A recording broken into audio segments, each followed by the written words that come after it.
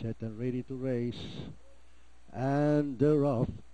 Early lead is taken by Dancing Giselle, and next big thing moving up on the outside.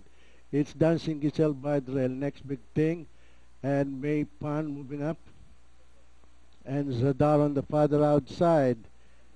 And nearing the mid-back stretch, it's Dancing Giselle, Zadar. And next big thing running in third. And on the outside is Run the Dance, Doña Ninita, and Formal Entry. And at the far turn, it's Dancing Giselle, and next big thing moving up on the outside, and Sadar. And at the far turn, the lead is taken over now by the favorite, Next Big Thing, followed by Dancing Giselle, Formal Entry, and Doña Ninita. Run the Dance moving up on the farther outside. And into the home stretch, it's Next Big Thing in the lead. It's Next Big Thing, Doña Renita moving up on the inside, Dancing Giselle, Formal Entry, Run the Dance on the farther outside. And into the home stretch and nearing the pay-up line, it is still Next Big Thing, followed by Dancing Giselle.